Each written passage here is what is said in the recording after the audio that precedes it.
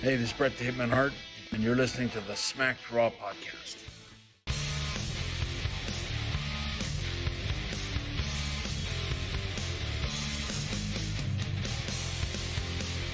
What?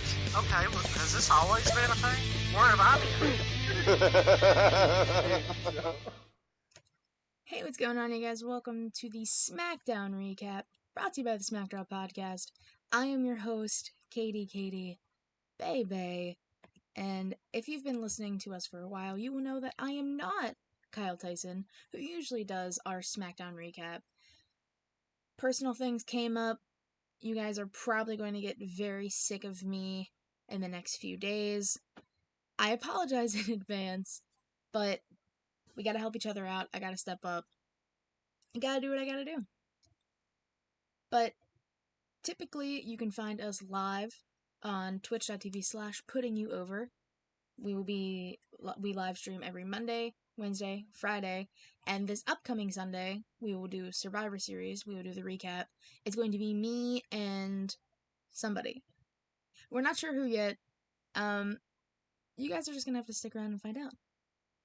And if you miss our live stream and don't know who will be joining me, you can check out our YouTube page, youtube.com/SmackDrawPodcast. Hit the notification bell so you get notified every time we go live. And subscribe because we are close to 200 subscribers. That is our new goal.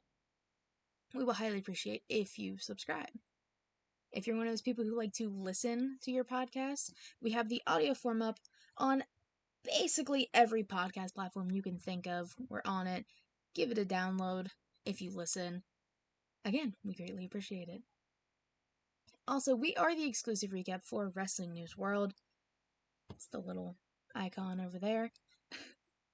Head on over to their website, bookmark the page, make it your home for all of your wrestling news, wants, and needs by checking out their podcasts, their articles, and their premium content.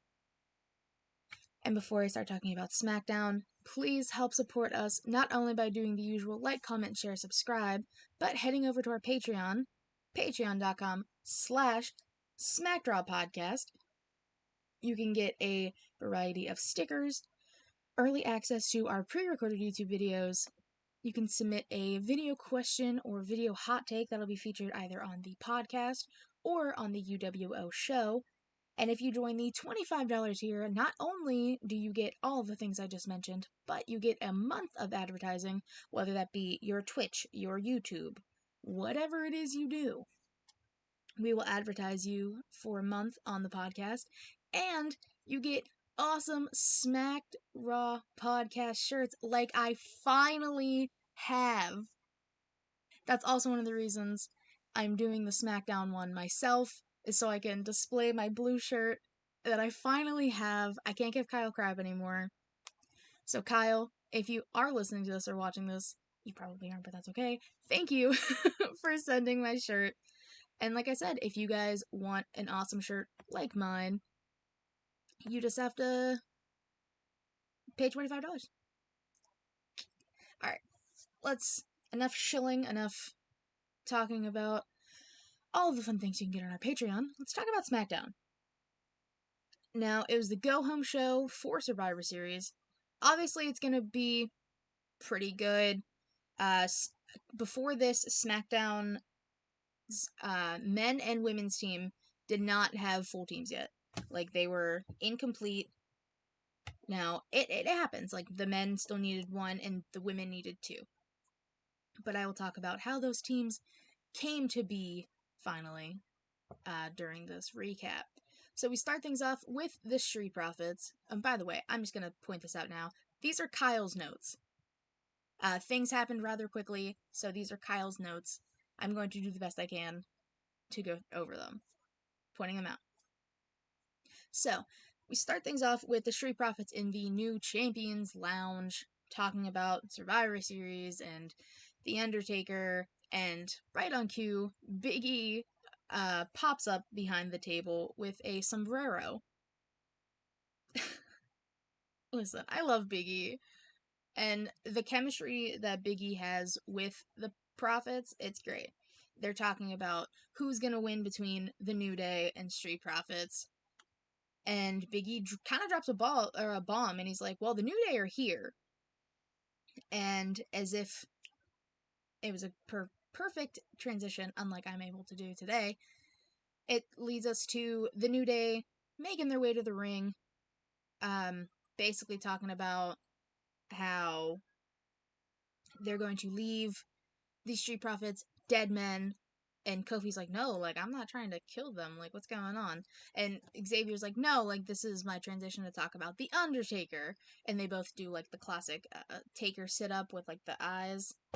I mean, if you don't like the New Day, you must just not like fun. They're a hoot. Like, I think they're hysterical.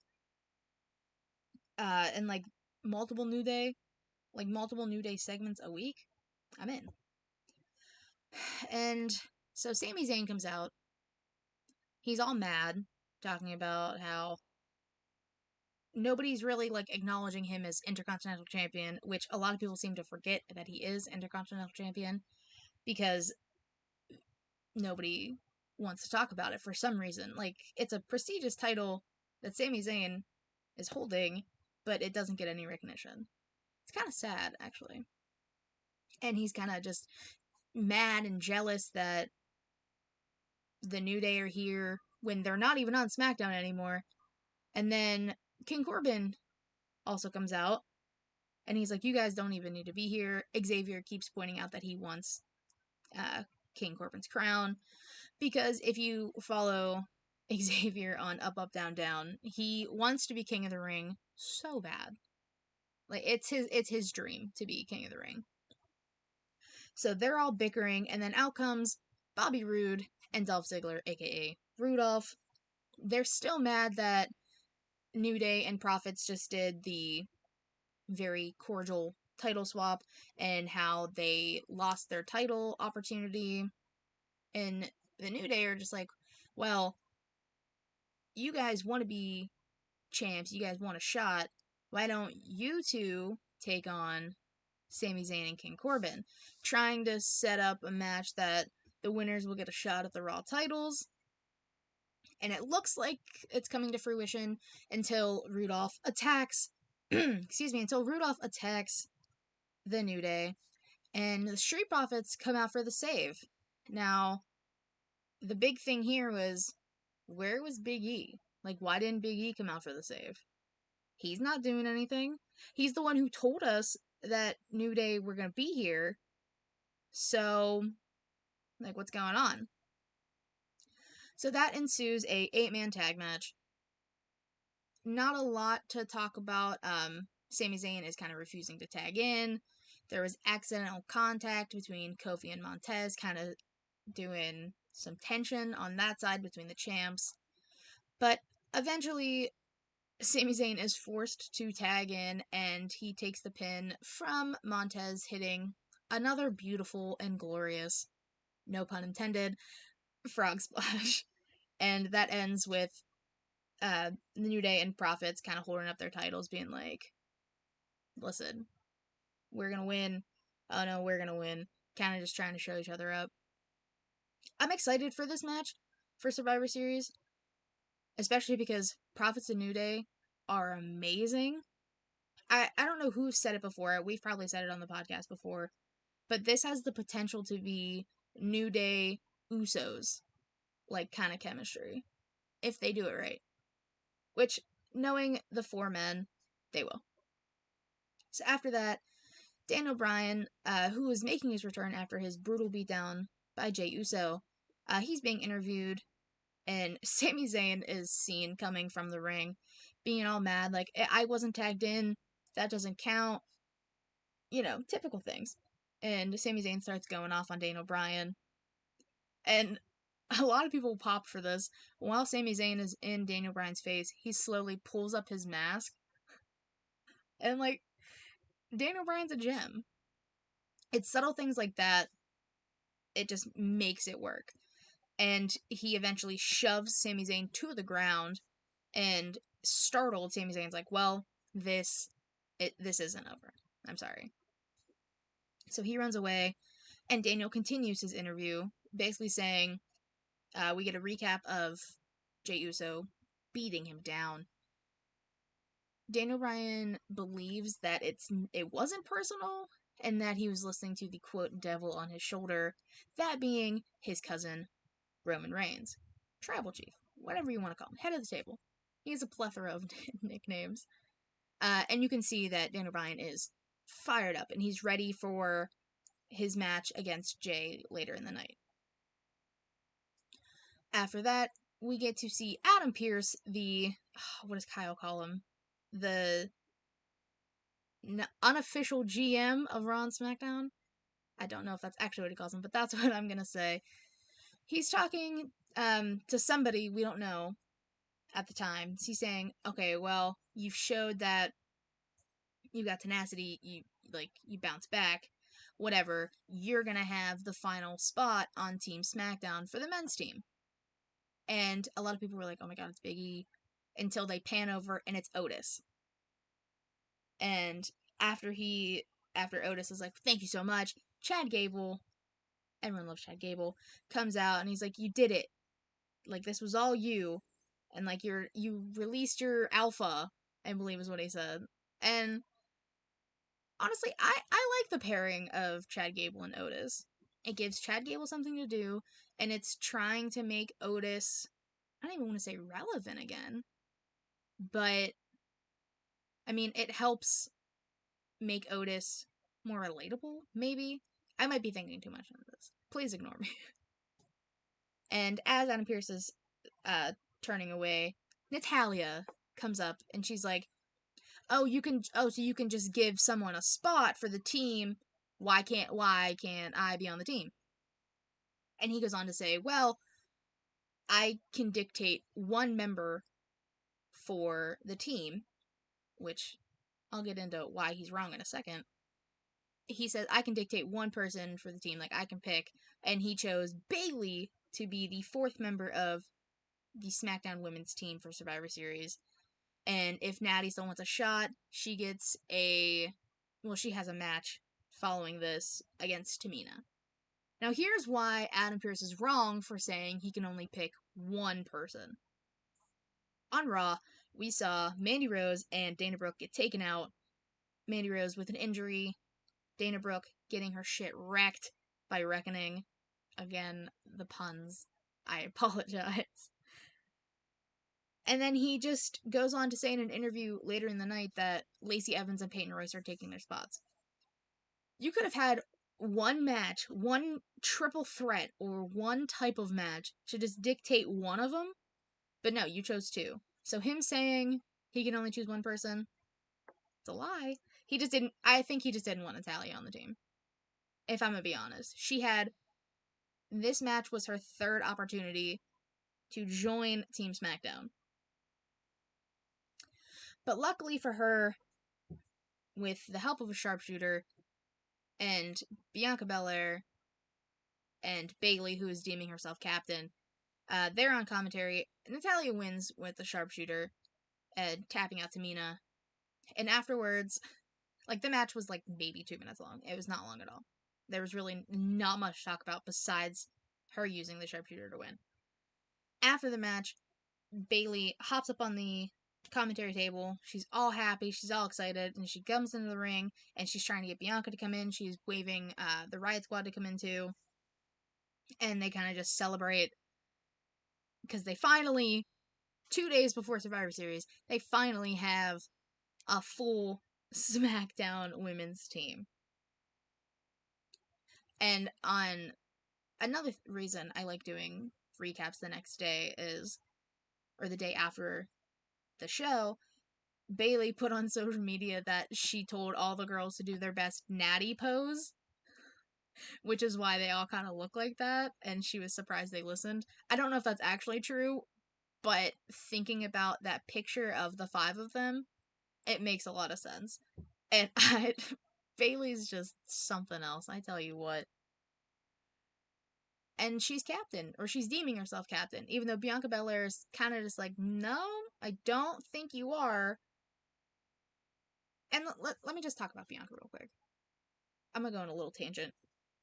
She has been the most underutilized star since making her main roster debut, basically. She was on Raw. You had the Profits on Raw. RN said this the other day. She was on Raw with the Profits. Didn't do anything with her. Switch her to SmackDown. Didn't do anything with her. Gave her some promos or some video packages, which they were good. Like, we can't even deny they were good. But you have her win a triple threat match to be the first member of Team SmackDown, and then we don't see her until she's on commentary for this match. Do something with her. Just let her wrestle. Her in-ring work is phenomenal. Her mic skills are great too, but they're just not giving her the opportunity to do so. Sorry, had to go on a little tangent there. So, after all of the funness of... Funness? Is that a word? We'll say funness. I don't even care if it's a word or not. We get to see Adam Pearce overseeing a contract signing, which I didn't know you needed for Survivor Series when we just know that it's champion versus champion. I don't know. So we see the contract signing between Roman Reigns and Drew McIntyre. Roman knew that Drew could win. Paul didn't necessarily think so. Roman's trying to kind of relate to him. Also, before I continue, they had Roman's seat literally at the head of the table.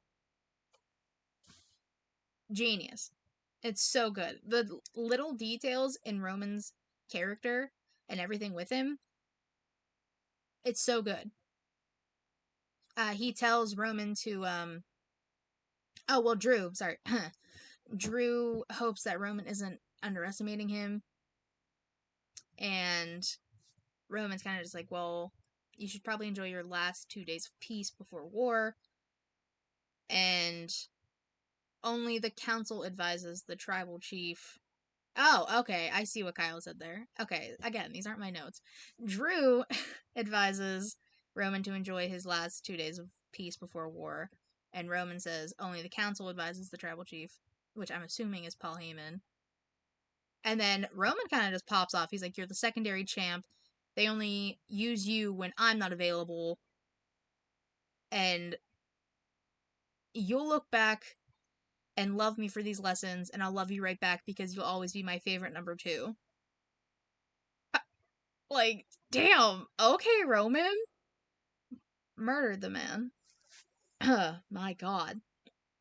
And then Roman stands up. He asks Paul for his belt, and you can just hear the fucking Velcro. It's awkward. I don't like it.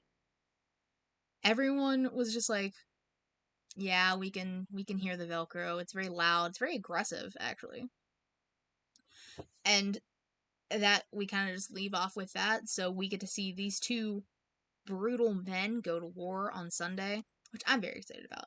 As one of the matches, besides the possible implosion of the Raw men's team, I'm very looking forward to this. So after that, we get Buddy Murphy taking on his former messiah, Seth Rollins. And so Seth comes to the ring first, and Murphy is accompanied not only by Aaliyah, but Ray and Dominic. I'm surprised they left Angie at home at this point. I was really waiting for Angie to come out with him. The two, Seth and Murphy have fantastic chemistry in the ring. You'd be blind to see they didn't.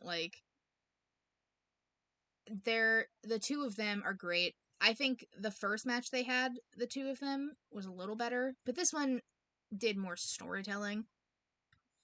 So Rollins ties up Murphy, and he starts to go for a kendo stick, even though he knows he'll get disqualified. He said, I don't give a damn if I get disqualified. Ray, being the good father-in-law, basically, runs over, tries to stop him. Seth lays him out. Dominic comes over, trying to protect his dad. Rollins yeets him into the barricade. And Murphy climbs up to the top and is immediately shoved into the barricade, like, far into the barricade by Seth.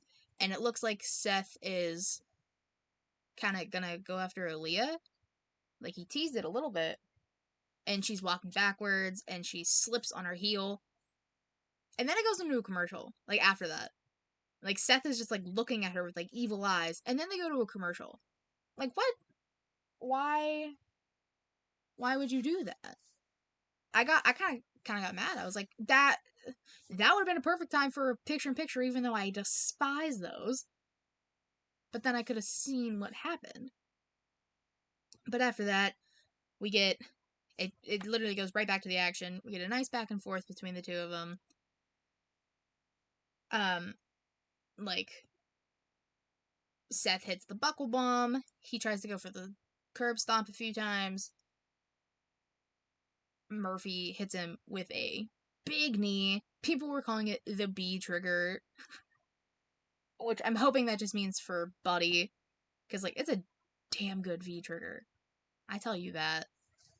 Hits a big knee, and then he hits Murphy's Law for the win, prompting the Mysterio clan to come in the ring and celebrate. And much like Finn Balor did on NXT, Sasha's music hits, like, while the Mysterios and Murphy are still in the ring. Her music hits because it leads to a face-to-face between her and Asuka that comes after the commercial break. But this is literally what just happened on NXT.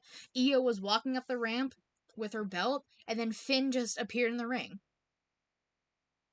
Like, y'all can't wait 30 seconds? I just don't understand. But I digress. After the commercial, we come back, and we get the face-to-face, kind of just basically a promo battle between Sasha Banks and Asuka. Asuka keeps saying, like, oh, you can't see me, and, like, laughing, and I love Asuka. Asuka on the mic is a fun-ass time. And Sasha's basically saying, like, I can see you, and she's like, well, you want to fight, like, we can fight now, we don't gotta wait. And Carmella attacks Sasha Banks from behind,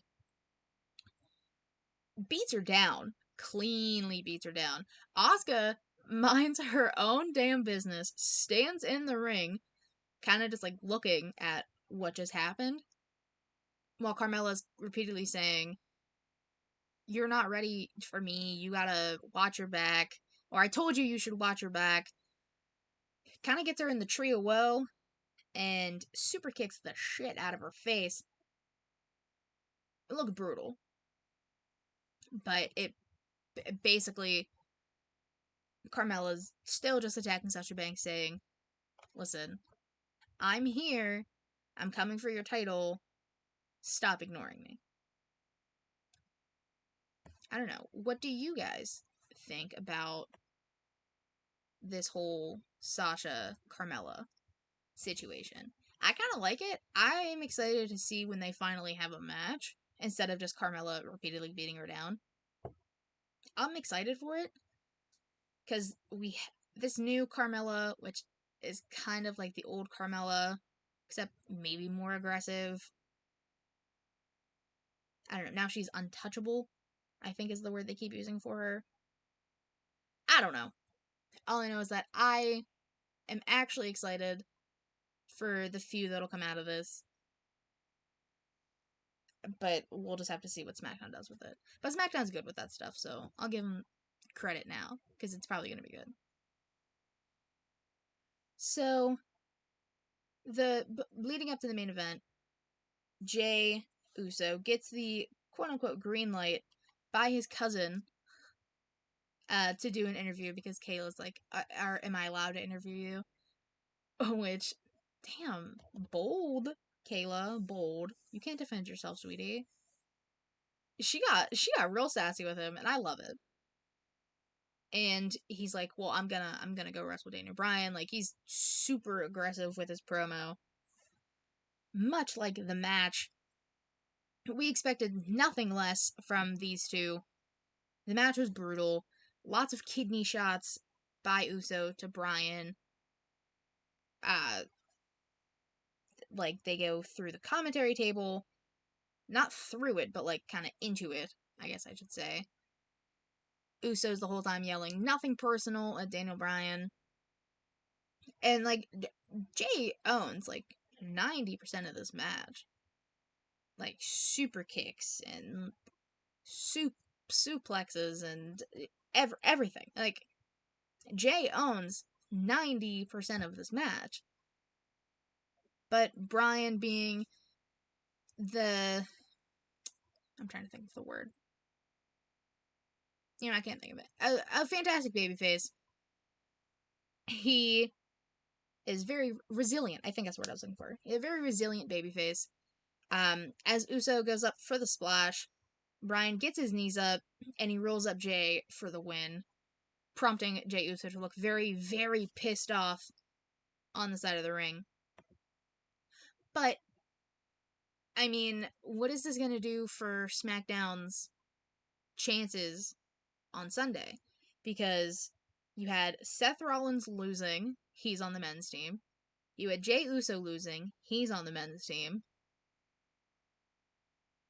You had Sasha Banks get beat down. She has her match against Asuka. I think that's everything relating to those. Yeah, because the Street Profits won.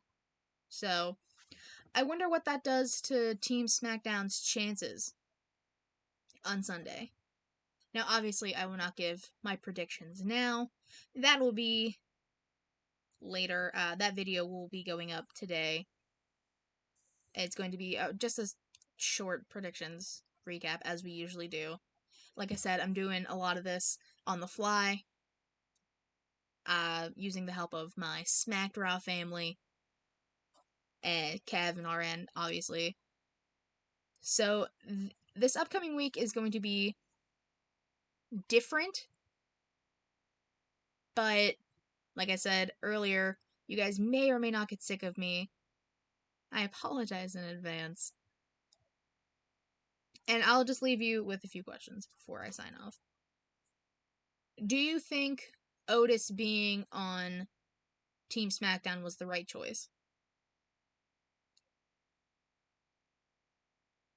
Do you think Carmella's going to get involved in the match on Sunday between Asuka and Sasha Banks? I almost said Bayley.